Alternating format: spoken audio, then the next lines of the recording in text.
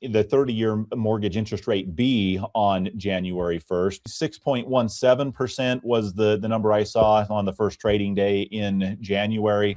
The median home price, according to Redfin, was $440,000, basically $441,000 on average across the country. Trump's early last week policy announcement of an intention to ban large institutions from buying single-family residential real estate. $200 billion of mortgage-backed security purchases by Fannie and Freddie.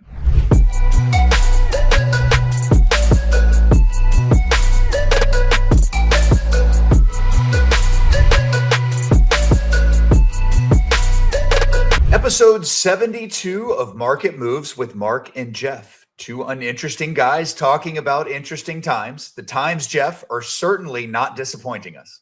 You know, they're really not, Mark. I mean, if there was ever a time to run an amateur podcast, this is not a bad one, to be observing just everything that's happening. Fun to see on this episode, first one of the new year. We've stuck with it, if nothing else. It's been a lot of fun and learned a lot along the way. You know, Jeff, we're at episode 72. I've seen either the first 100 it takes for you to say you know what you're doing. I've seen others that say the first 1,000. So I don't know. We may have a little ways to go, but hopefully we're better now than in episode 1. It certainly comes easier to me. I'm remembering back to the 5 re-recordings of episode 1 of what we were doing here. It's funny you mentioned that. I mean, I don't know if others, there would be a consensus view that we've gotten better or not, but it's definitely more comfortable to sit down and record something, whether it's us or with a guest. We'll give a little bit of a peek behind the curtain. I remember some people giving feedback, Mark, you got to sit down while you're recording this, because I think you had a standing desk initially, and it was, you know, just the video was kind of fidgety and stuff. We've worked through audio problems. You've harassed me to no extent about a stupid lack of audio on my previous microphone that I put out to retire. So better or not, we've definitely figured out a few things, at least along the way. Next on the docket, Jeff, is backgrounds for us. We might actually get a little imaginative. Not to say that that situation you've got going on the back desk isn't imaginative. Well, there's a difference between imaginative and good, and it's one of those definitions, but not both, I'm afraid. Well, you know, on that subject, Jeff, I was New Year. It's taken us 12 days to. We're recording this on the 12th. It's taken us 12 days to get to a recording.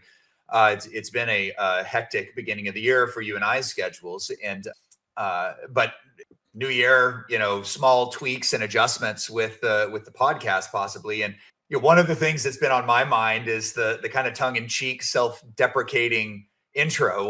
The two uninteresting guys talking about interesting times.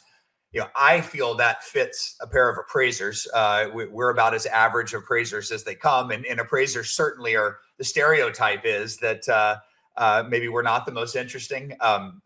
Certainly not true to all of you listening, but definitely is true for Jeff and I.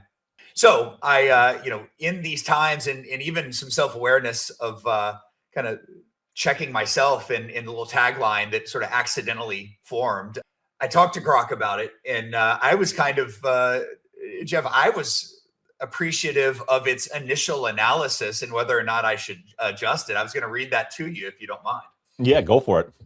So your current intro has a nice self-aware charm with that classic ironic twist, nodding to the old curse, may you live in interesting times. And that is kind of true, at least from my perspective. The genesis of it was coming from that, but it's humble and endearing. But if you're looking to dial back the self-deprecation while keeping that familiar and lighthearted, here's a bunch of options. I thought the options were awful. Two blokes talking about interesting time or something. I don't know. That clearly would not fit us. But, you know, even, you know, we started this 72 episodes ago. That's more than 72 weeks ago. And we began talking about artificial intelligence and its beginning role in our lives. And, you know, even the mere fact that my first instinct now is to pull Grok or whatever up and say, hey, how should I approach this? What should I do different? What do you think about it? Is at least some sort of a marker of the times. It's so interesting that it will give like what I would rate as thoughtful analysis of, you know, something as simple or silly as a tagline to a podcast. But yeah, I mean, the perspective, it was interesting to hear. And frankly, I think we were both looking at it saying, should we think of something different? And I kind of come away from that its analysis saying, oh, maybe I kind of like what we're doing, especially in light of the alternatives. But it really is a sign of the times, Mark, of, and I'm finding myself in kind of a similar situation where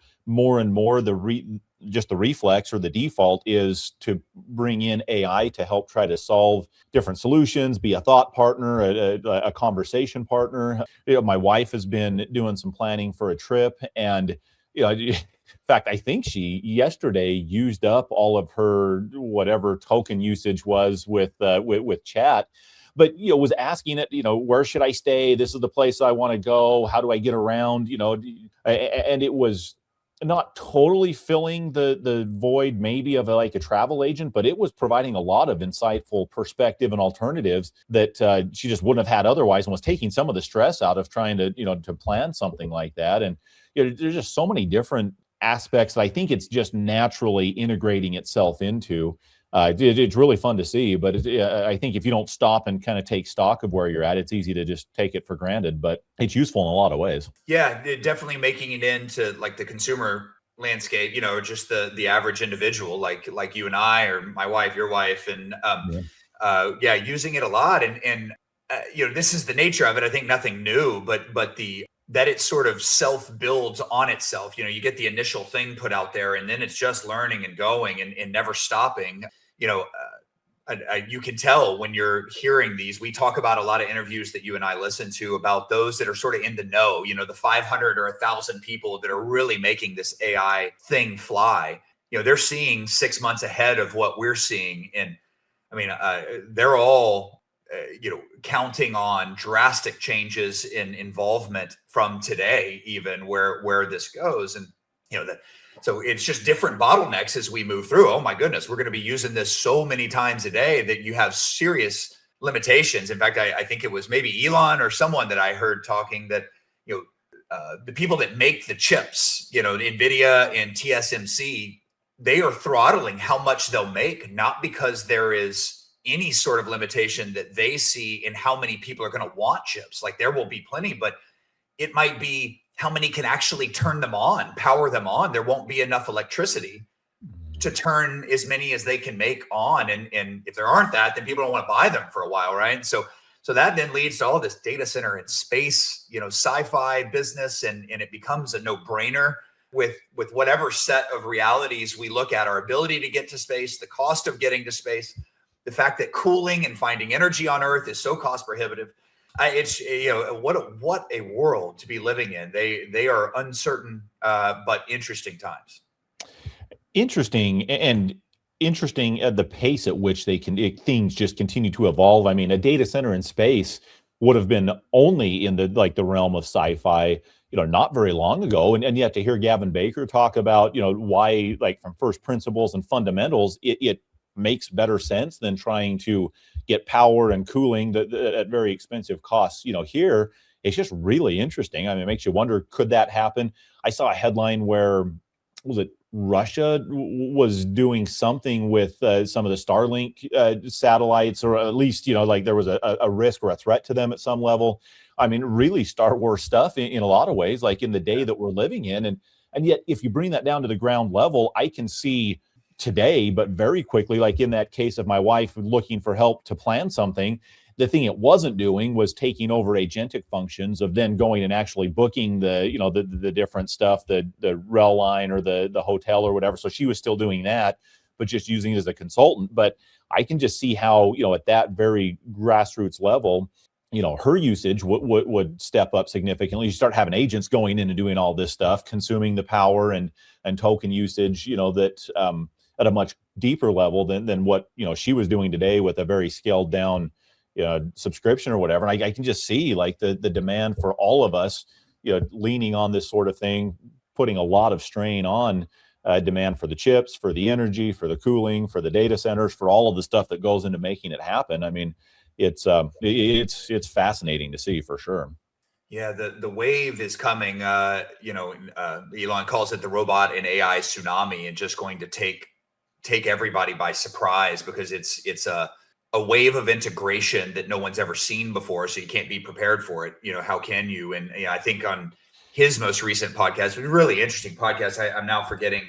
It was Peter Diamandis, I think, that had interviewed him and saying he thought something like in 3 years robots would be better surgeons across the board than human surgeons out there, and very bold things. And another one that he had said was that we might see 100% GDP growth in like 5 years. These are just outlandish things, and probably remain outlandish in 5 years and are nowhere near true. But I can tell you this, that some of our favorite podcasters are predicting that this year, 5 to 6% GDP growth for the United States. These would be, some of the largest growth metrics of an economy our size, maybe once or twice done before with China. But and that was really an emerging large economy.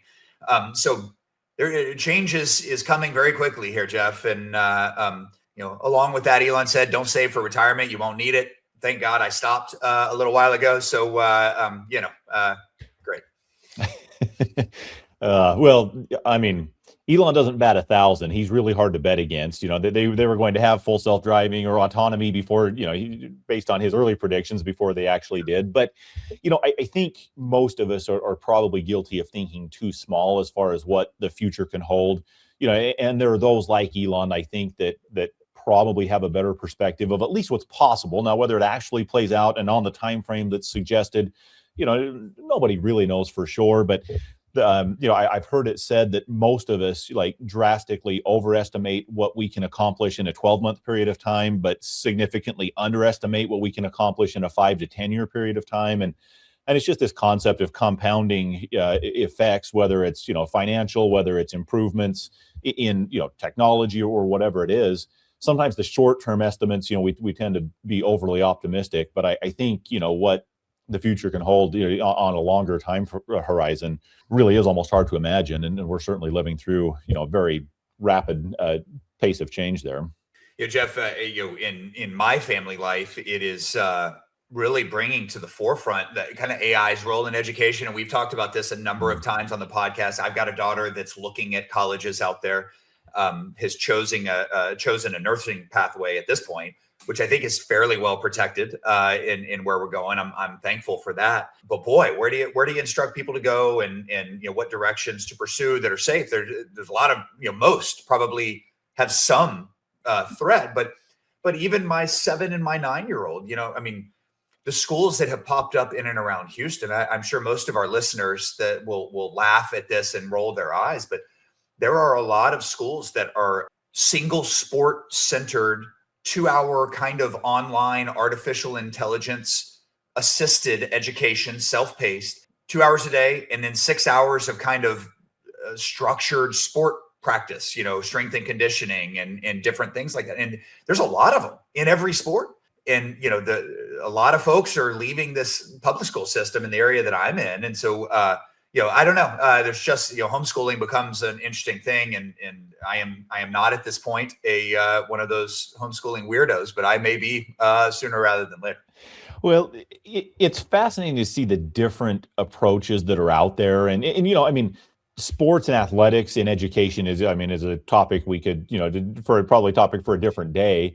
I met one of the top rated basketball players, went to a prep school, started here, in Southern Utah, that competes with the big schools in Florida in the prep space. But this very niche focus on a specific sport is interesting, but how they're going about integrating the artificial intelligence and the teaching and instruction, there are a lot more options that are emerging, I think, to fit or cater to different people's focus and what they want to focus on. And there's probably good and bad with that, but it's certainly evolving from a one size fits all. Everybody goes to the same, public school, and you sit through the same classes and learn in the same way for the same amount of time every day. I think the net benefit of that, I hope, is positive. Now, it could be, maybe overemphasized. Certainly there are potential pitfalls along the way, but it's really interesting to see, and maybe some opportunities to have some guests on that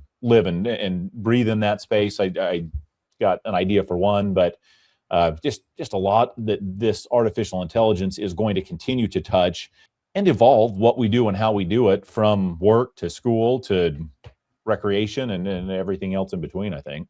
Well, Jeff, roughly 15 minutes in, we have not discussed what we're going to talk about on this podcast, nor real estate at all. So already off to a roaring proof that we don't know what we're doing yet. But we are going to get into covering the predictions that we made in July that nobody cared about, and see whether or not you and I, if there's reason to listen to the next realm of predictions. We don't have predictions for 2026 prepared. That engaging content will be later, probably in January here, Jeff, but I'm excited to get to that. But first, we wanted to celebrate, hopefully along with you guys, and really thank everyone for the votes and the support for the Buzzy Awards nomination and the announcement just a week or so ago of Market Moves being a winner among some very esteemed candidates. And I don't know, I never in a million years did we set out thinking that an award from the industry would be there. But I'm certainly very thankful, Jeff. I know you are as well. Yeah, of course. I mean, it's one of those things I was surprised to learn that there had even been a nomination in the first place. Really grateful. I mean, I would guess got more than just our 2 votes for this thing, Mark, as far as people voting. But a really, truly a big thank you to all of those that have supported. Whether in voting in this, the appraisal buzz, and the guys over there, great people, great to work with. I mean, they do a great job. We've talked about that of course as well. We started out talking, Mark, about how we're not even to episode 100 yet and probably don't know what we're doing.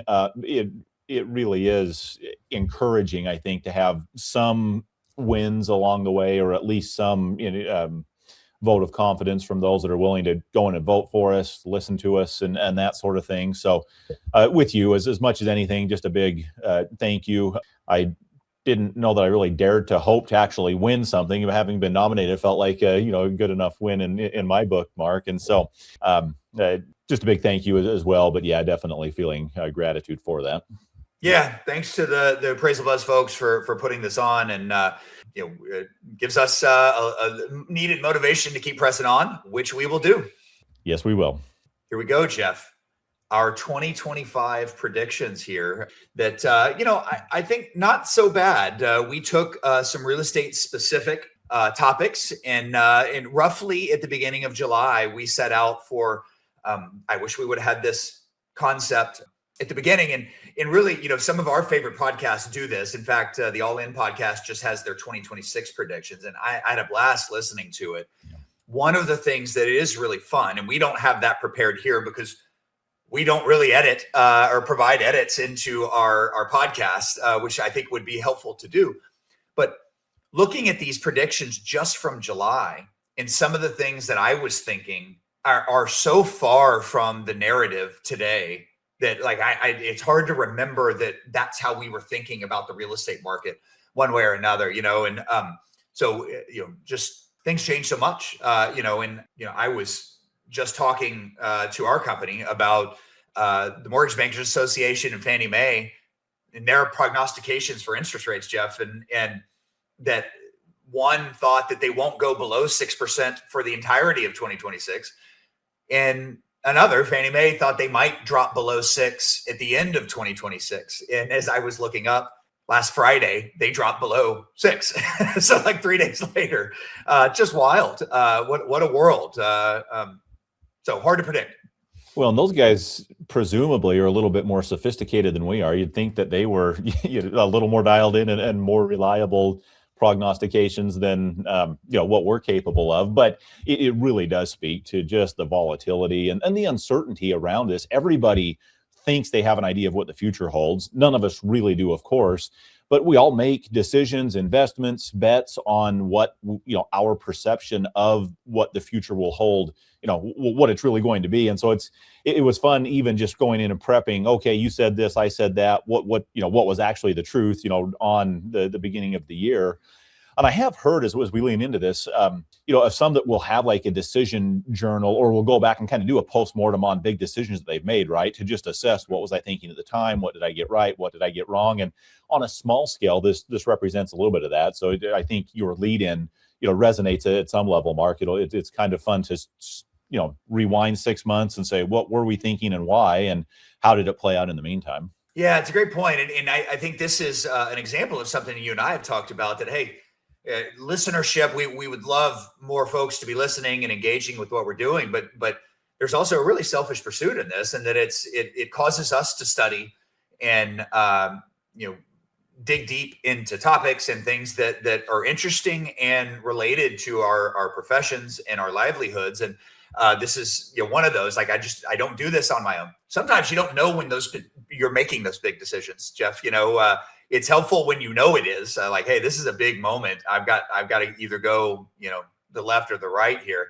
And see, sometimes you don't know that they're big decisions. Yeah, that's exactly right. And fortunately, these weren't, necessarily in that category of big decisions that we're living publicly and showing our massive failures. There might just be minor failures on what we thought was, was going to happen or whatnot. But let's jump into it and see who got what right, and who was the better prognosticator.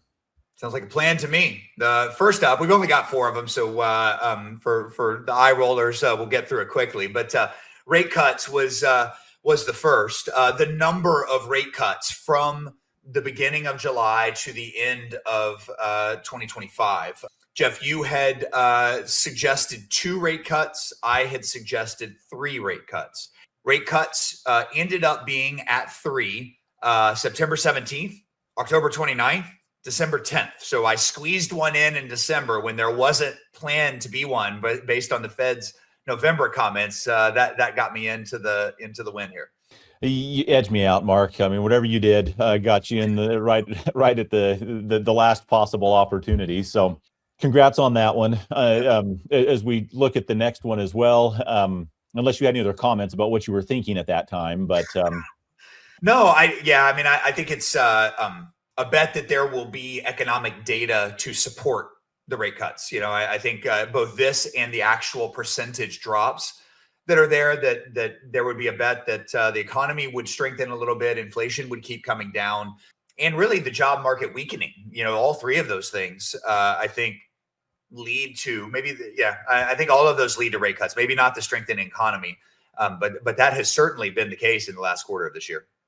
Yeah, but boy, especially in the last quarter of this year. And we weren't miles apart in what we expected to happen, but I was thinking inflation is still, higher than it had been. They've had a hard time kind of breaking the back of it to get it all the way down to what the target was. And so I was expecting the Fed to be a little bit more conservative in the number of rate cuts and the amount of rate cuts. Our second projection was how much would be cut in terms of basis points, from where things were at in the middle of the year. You had suggested it would be at 75 basis points. I was thinking it would be something less than that, probably 0.5% or something, because we got the third one in. It was 3.25 percent interest rate cuts. So again, pretty tight, but I think similar logic leading to both of those estimates on your end and mine.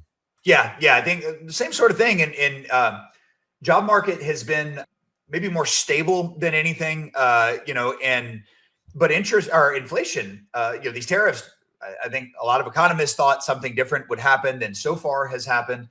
We're waiting. The Fed Friday was supposed to be the Fed's decision on the president's power to whether or not to allow the tariffs the way they have. And I think we're getting a decision on Wednesday. So we'll see where that goes. But the last recorded federal number was 2.7% for inflation. Of course, the Fed is trying to get to 2% as the goal in these high interest rate moves.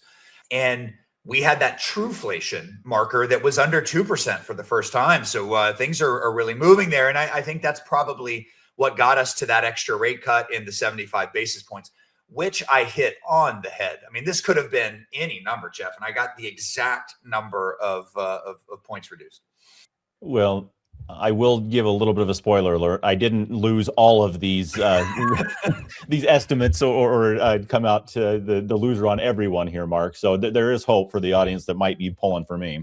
Jeff, I got to go. If you can wrap this this podcast up, maybe you can tell me later how you did. If you want to concede the microphone to me, Mark, I got each of the rest of them right. I appreciate you not sticking around to defend yourself. Can't do that. There's too much defense of my wrong answers. I think there might be something to that. Yeah. Well, we can move to the next one, which was what would the 30-year mortgage interest rate be on January 1st? Yeah, you were suggesting sub 6%, and I thought would still be over 6%.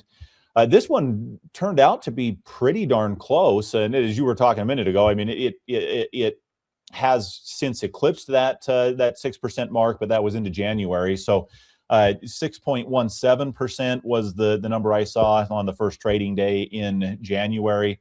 So they're really tight, and I think over under at 6% was the right marker to set, because it actually ended up going under that as of the recording today. But super close. But yeah, I didn't see it coming down quite that much. I think on the heels of the 3 basis point cuts that you were projecting, you expected the impact to be a little bit more significant on the mortgage rates as well.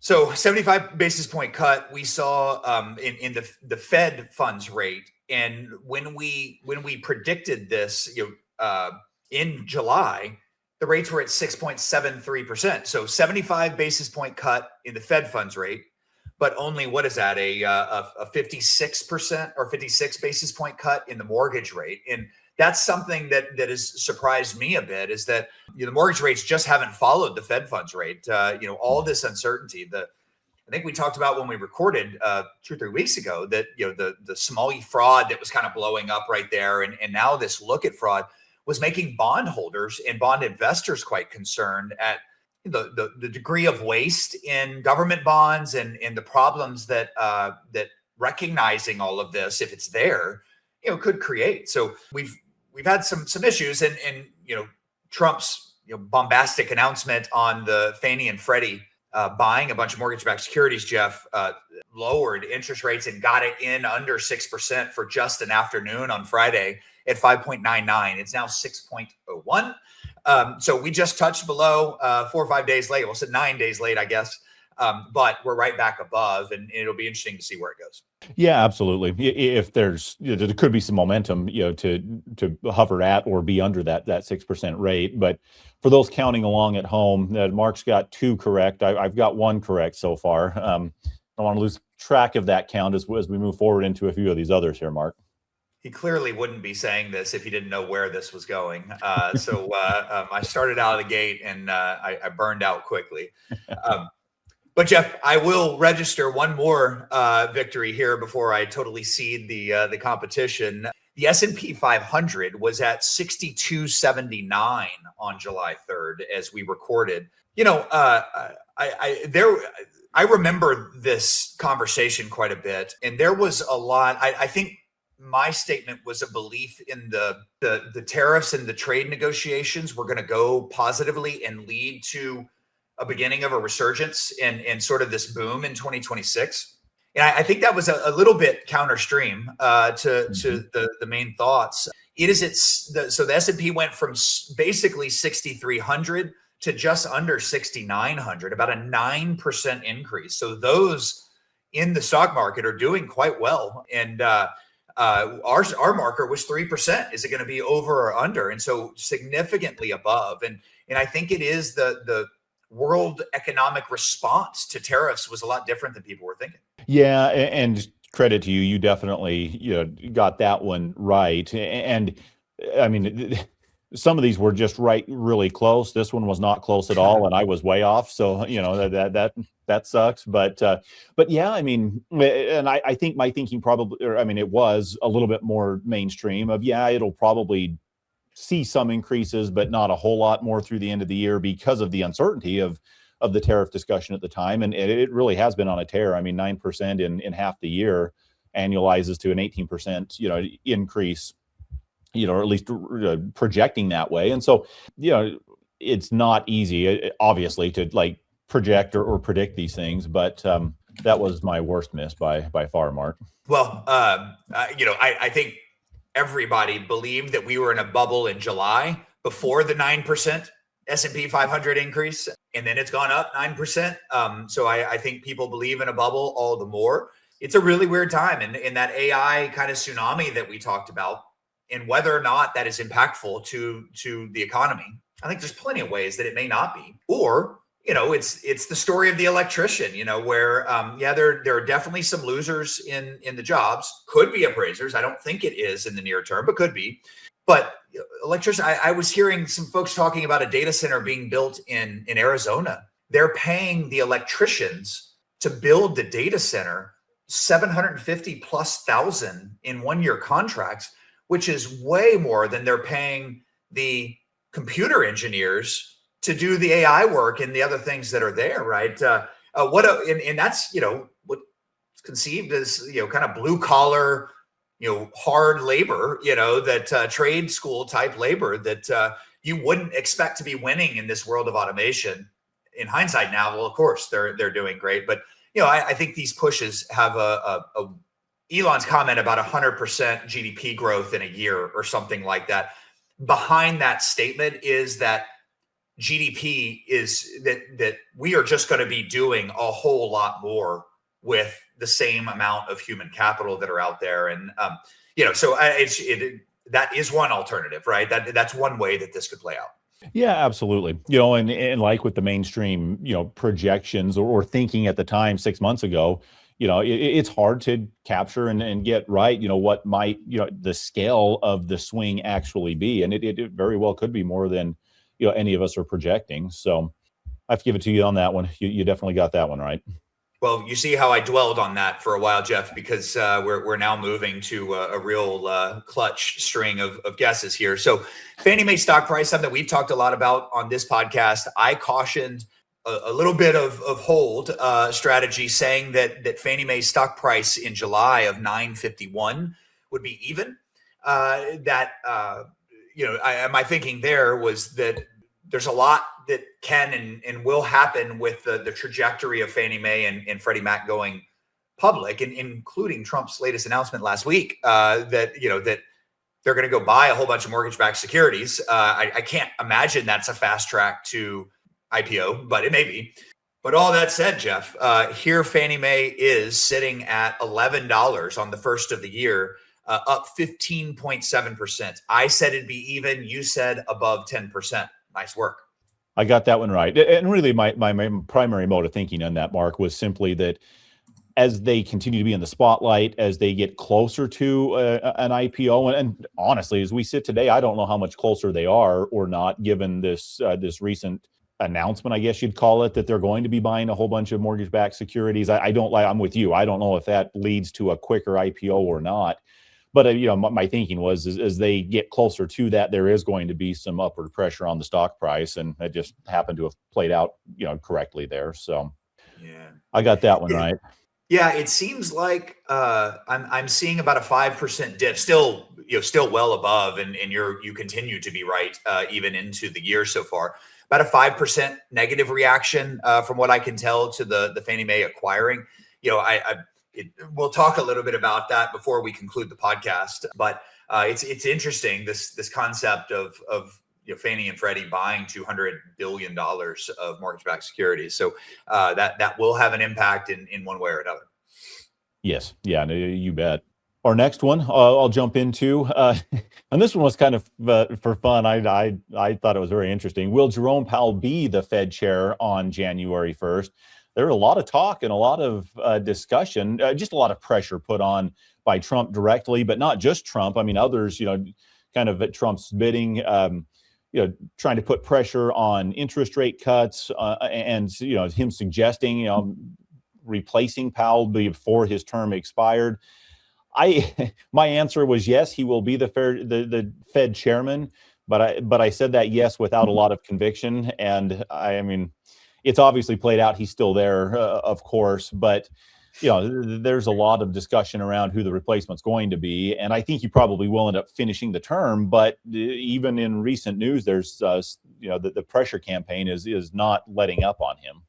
When this was one I kind of remembered, but I just even seeing it here, I felt a little silly saying that he wouldn't be in the Fed's seat, but it is one of those examples of not really recollecting the narrative of the moment where we were making these predictions. And I do think that at some point between July and December, there was a decision that the administration had to make, whether to remove him and create a whole bunch of dust up, or to just ride it out and figure out what to do until the term expires. And they clearly made a decision to let the term expire.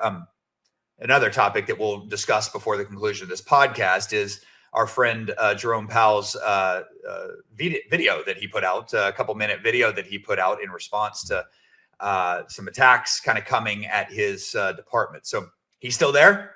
We got the 75 basis point, but I know there's a lot of folks that think we should be cut a lot more. Probably a whole lot more folks that think it's probably prudent to be very cautious in those Fed fund rate drops.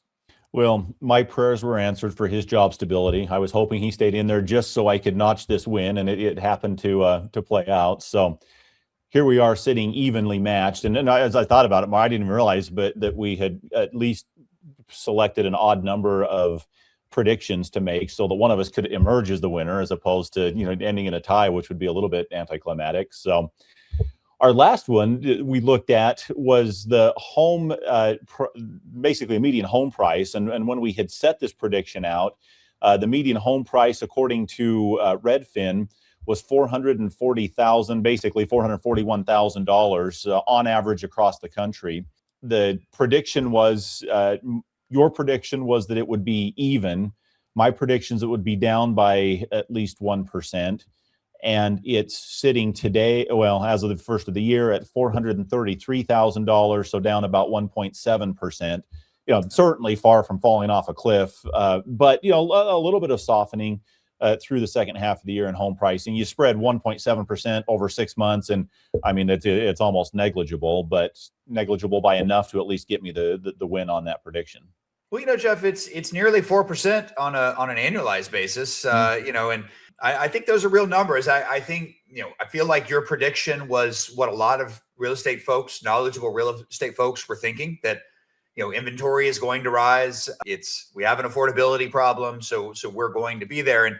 And you were absolutely right. I've been maintaining on this podcast a little bit different perspective, on affordability, and I think I'm turning out to be generally incorrect. That we have an enormous affordability problem that is requiring prices to come down one way or another, especially if rates aren't going to go to some ridiculously low amount, which they clearly aren't. So I think it's fitting that that the odd number in final prediction came down to really an appraisal specific metric.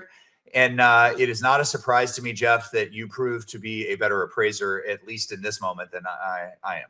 I don't even know that I can take credit for that. I'm probably a better guesser and recipient of dumb luck than you are, Mark, in this moment. But the exercise really was a lot of fun to just think through what are the conditions on the field. What do I think they're going to lead to in a 6 month period of time? And then especially now, and I've been looking forward to doing this, for some time, to look back and what was I thinking at the time and how did things actually play out.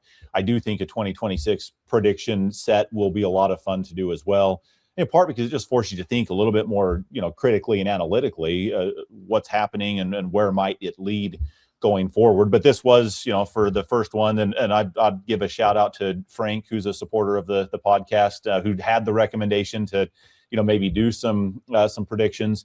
A lot of fun, great idea. I think something we can definitely, continue with. But it's always a little bit humbling to look back and critique your thought process, and then how did things actually play out. If you listen to any sports, like commentators, they all think they know what should happen going forward. I rarely, if ever, hear any of them look back and kind of self-reflect on predictions they made that turned out not to be right. But in spite of the humbling effect of doing this, it's a lot of fun and I think insightful to see what you were thinking and how did it play out. Yeah, with the Jerome Powell thing, one of the things we had in our notes with your prediction, which was like I almost am embarrassed to think that I thought Jerome Powell wouldn't be in the Fed chair seat as we're talking about it here. You were correct in saying he would remain in the seat, but you also had a comment on the side that there was not a lot of conviction in that thought, and it just tells you about the kind of chaos of the moment as related to that subject. It's hard to go back and remember. Yeah. Maybe we can pair up our predictions our predictions with Kalshi or Polymarket and put a little cold hard cash on the line and see where we come out, Jeff. Well, as long as it's a little, because that's about all I've got to put towards something like that. But I think could be a lot of fun to track, and we've touched on those. But man, these prediction markets, it's a fascinating way to kind of gauge the wisdom of the crowds, unless or until you have gaming of that system, and that's something we can talk more about on a future episode as well. But when you have insider knowledge, it definitely makes it not a level playing field for everybody. Well, Jeff, let's rip through a few of these interesting times headlines here. We've almost touched on all of these so far, but I think a really big one is that Trump's early last week policy announcement of an intention to ban large institutions from buying single-family residential real estate. And I think there was a phrase, I'm paraphrasing at least, from the tweet that single-family homes are for living in, not for investment, and then explained that he was going to talk or provide further details in his speech at Davos in a couple of weeks. I guess that maybe be next week. I think a lot of people are wondering, does this mean institutional owner of real estate, have to dispossess single-family homes or just not buy anymore? What do you think of this? What effect do you think this can have on the market? Yeah, it's a really interesting outcome. And it's interesting too, Mark. My wife asked me the same question, like, what do you think about this? Like his comments, and obviously it will depend on how enforced they are. Is this an opinion versus something that they take like very strict and punitive action about? There has definitely been a trend towards institutional investors buying up single family homes. Now, the thing I don't have, and I wish I had better data on, is what percentage of total single family homes across the country are actually owned by large institutional investors versus individuals or like maybe mom and pop size investors or something. The stated objective is to help affordability, to basically not have single family homes tied up by investors, so that the families have access to single family type of housing. I don't get the sense, and this is more of an intuition than it is backed up by data and facts, Mark. I don't get the sense that there's so many single family homes tied up by institutions that it's it's 10 or 20 or 30% of the total inventory out there. Now, I could be wrong in that, but just in the day-to-day life of appraising and, from what I'm seeing, it's not like 1 in 3 or 4 or 5 or even 10 homes that are being, purchased by somebody or being sold by one of these large institutional investors. But it's interesting to see the perception that, by not allowing this, it will help with the availability of inventory and of pricing, for single family homes. I kind of don't think it's going to move the needle a whole lot in that regard. But on the other hand, we've seen, at least at some level, investors that own chunks of single family homes that need them valued from time to time and have participated in, some of those types of valuation assignments. So I know it exists and is out there. My sense is that the scale isn't going to move the needle a whole lot, but it's an interesting, take, especially from a real estate guy, at least in his former life before being president, of restricting who can own what type of asset. So we'll need more information, to come from him, of course, but very interesting declaration that he made. Jeff, I imagine not a whole lot of short-term impact, although I think I have grossly underestimated the short-term impact. Maybe not the direct intentional impact, but I mean, my father was in the savings and loan crisis, worked at a savings and loan to make tax changes retroactively. Like I think I just grew up with a naive viewpoint that the government or the world puts together a stable set of rules that everybody operates under. And your job is just to go out there and know the rules and play by them, but the changing of these rules and changing fates, what does a company, there are many that are solely put together, publicly traded, that are there to buy homes. That may be, there's an argument for some moral or ethical problem with that, because it's taking away homes, as it's turned out, from those that are also locked out of the housing market. So there's a lot to argue there, but man, they had a set of rules, they were playing by them, and now it's just totally ripped up, and they're waiting 2 weeks to see what further fate is issued to them. Boy, it's hard to do business that way, and that's a level of government intervention. It's just concerning, and we sure as hell feel this in the real estate professional side of things. This interest rate stuff, we didn't raise our hand and say we will be the sacrificial lambs for the world and national economy to get right with your wild swings in interest rates from 0 to 5% from a Fed funds rate, and from 2 or 3% from mortgage rate up to 7.5% in more than 12 months. This is just happening to us, and I am quite a bit cynical on that. In 2025 reinforced the cynicism and maybe even magnified it with me. I am tired of not having control to the extent I want over my own business and livelihood and those sorts of things as we succumb to this sorts of thing. But that said, if you are trying to impact the market and sort of revive it with CPR, if you forced institutions to throw their inventory in the market, does this matter much in the Northeast? Probably not, but corporations have really, this really impacts certain markets.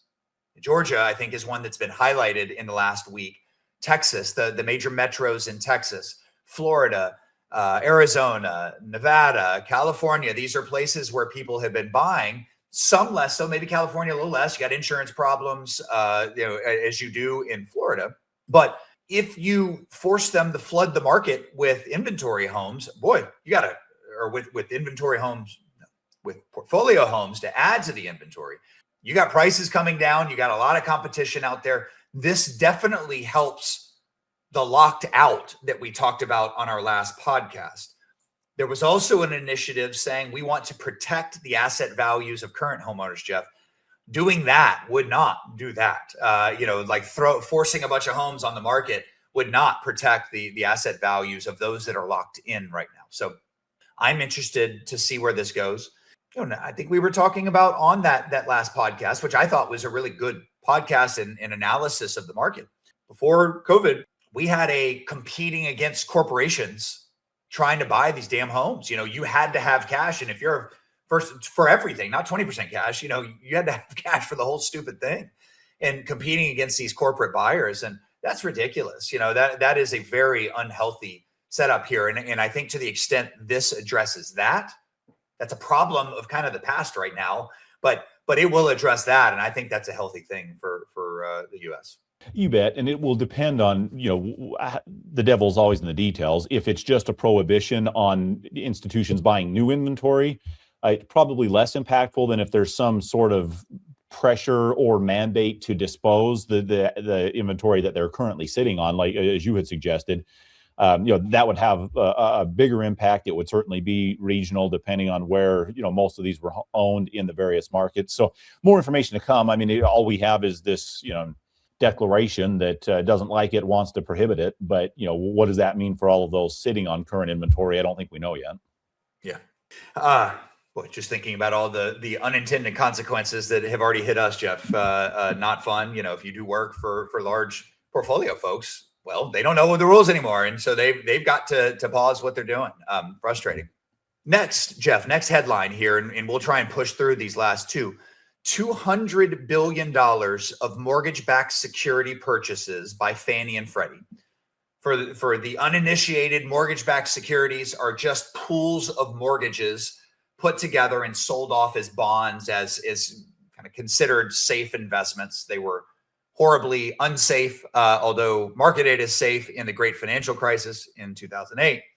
But usually we have something called quantitative easing, which is think I have this right, Jeff, of this buying mortgage-backed securities. The Treasury would be doing this, using taxpayer printed money to go buy this stuff in enormous amounts. And Trump, in his second initiative last week, said, hey, Fannie and Freddie have $200 billion between the two of them, roughly $100 billion each, in liquid assets that they are going to use by edict from him to go buy mortgage-backed securities.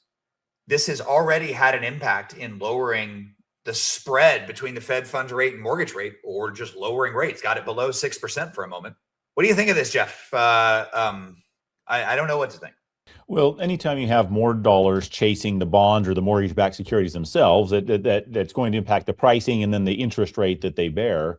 It's not, like you said, Mark, it's not the way that it's typically done when the government is influencing or participating in the market in this way. It's usually the Treasury buying those mortgage-backed securities. And so, and we touched on this a little bit. I don't know what the impact is in terms as it relates to a potential, public offering for these institutions.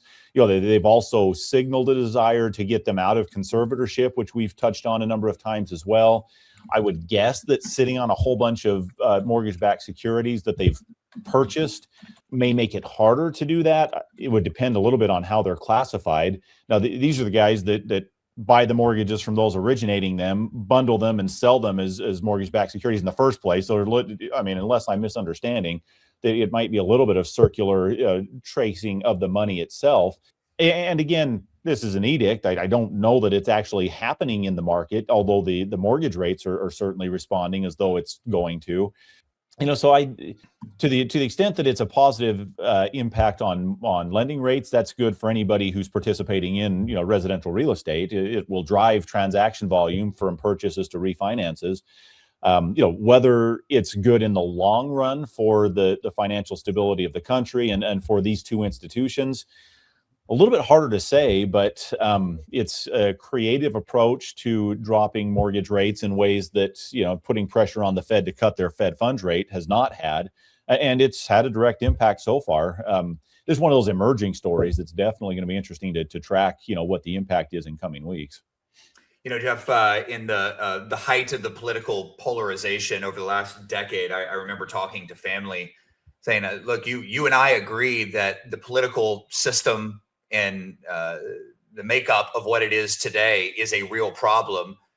My problem with your perspective, Mr. or Mrs. Family Member, is that you think your politician is the solution to those. And I have a hard time getting there. And this is government intervention fixing government intervention. I'm not very hopeful there, but I am really surprised that the Fannie and Freddie stocks have not responded more negatively. One of the key pieces to IPOing and exiting conservatorship is a demonstration of assets necessary for Fannie and Freddie to survive on their own without further government intervention, and exposing themselves to the extent of liquid assets they have, to exposing themselves to more interest rate risk and the other risks that come with this are, I don't know, Jeff. I don't, there's maybe long term, the IPO still happens and that isn't blocked in any way by this, but short term, I don't see how this isn't a pretty major impact to those plans. I'm going to keep that in mind if we have Fannie stock price in our 26 prediction pool, Mark. I see if I can get that guess right again. But I think you're right.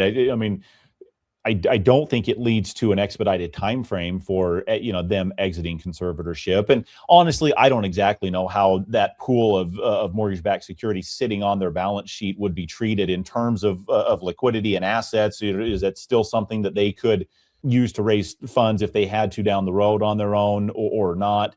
How does it compare in terms of liquidity to what they currently have, as far as assets on the balance sheet? I really don't understand. So, how impactful it will be remains to be seen, but it's definitely bold and it's definitely a change. It's a novel approach as far as, I know at this point in Fannie and Freddie's participation in that segment of the market. If these guys have to end up dispossessing the portfolios that they own, we've talked a lot about Open Door and the enormous real estate infrastructures that have been compiled between what Zillow has been doing, what Rocket has been doing. Even UWM, I think, bought a big servicer here recently, and it is pretty easy. There's a lot of systems in place for institutions to dispose of or dispossess a lot of homes. And Open Door has responded somewhat negatively to all this news. I don't know if it's good or bad. I don't exactly know how to read it, but there's some pathways here that I think that the kind of technological one modern solution fits all in dispossession makes some sense.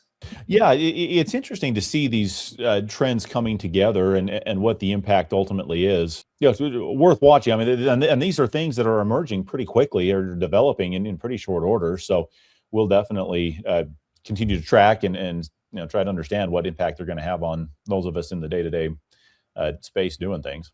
Well, if our intro of two uninteresting guys talking about interesting times, Jeff, is a little ironically stated or tongue-in-cheek, I will call Jerome Powell our friend here.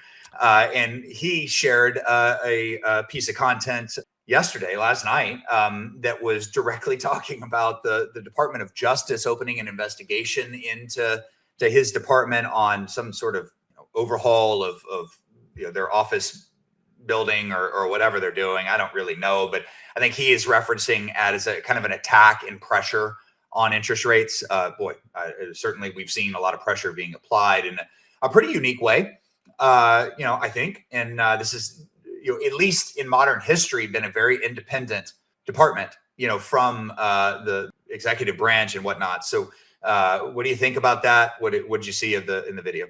Yeah, well, I think there's definitely this ongoing concern of the attack on the independence of the Fed. And, his response, if you haven't listened to it, it's real easy to find, and it's only a couple minutes long. I mean, it's not a drawn out press conference or anything like that. He basically acknowledges, hey, I respect the rule of law and I'm trying to uphold the independence of the Fed. But he basically is just saying, but let's call this what it is. This is pressure on us, because we're not impacting or not choosing to cut rates more than we have already. We're trying to remain independent and follow the data versus just doing what the president is continually harping or trying to put pressure on. And so his view, and it'd be hard for me to argue otherwise, is that this is an additional mounting in the pressure campaign to try to put more pressure to cut rates more than they have to this point. He was pretty succinct in the message and the response and the perspective. I thought, at least from a communication perspective, he did a pretty good job of at least stating his opinion and position as far as where he's at and what he thinks is really happening there. The memes from that Trump Jerome Powell walkthrough of the buildings with the hard hats on was what an awkward engagement. I both think this feels like lawfare war tactics, as well as the cost to renovate this stuff sounds ridiculous too. I don't know. It adds uncertainty, Jeff. I don't want uncertainty. I can tell you that. I'm frustrated by that. And damn it, this real estate profession, all that makes up the real estate industry, needs certainty moving forward. Can we please get there? Can we please? And we've seen so many different examples of where uncertainty leads to a freezing or a seizing up in the markets of activity. Greater certainty leads to more transactions. Greater certainty matters more even than favorable, like lending conditions at some level. All I'll say, Mark, is when the Trump administration comes calling, asking you to serve as the new Fed chair, just say no. It's not worth the headache and the consternation, I'm sure. I mean, it's law. I mean, I forget sometimes, but Jerome Powell is the one that President Trump nominated in his first term, and it sure has not been a fun time for him being in there during Trump's second term. And so, fascinating to see how all of these things come together. But I'm glad I'm not Jerome Powell. Well, Jeff, the voters can decide. You put me in, I'm lowering the interest rate 100 basis points on day one, and I am not reporting to the office any longer. I'm leaving. I'm never changing the rate. I'm leaving it there. That's what we got. So if you put me in the position, that's what I'm doing. The certainty we described is what I'd provide. And lower rates coupled with certainty. You've got my vote, Mark. Let's get you on the ballot somehow. Versus the 2,000 data analysts and economists they employ now. It's just ridiculous. Bureaucratic bloat. and just one of 1,000 examples. Yeah, no doubt. No doubt. All right. Well, Jeff, episode 72 here. You can be certain that we will be back for episode 73 and beyond. Thank you for all those that supported us in the Appraisal Buzzy Awards. Really, really exciting to Jeff and I. So thank you for that. We look forward to our predictions for 2026 coming soon, and many more real estate topics coming up. Looking forward to it, Mark. It's a pleasure as always, and I echo your thank you to all of those that put up with us on a regular basis. So thank you, and we'll be back.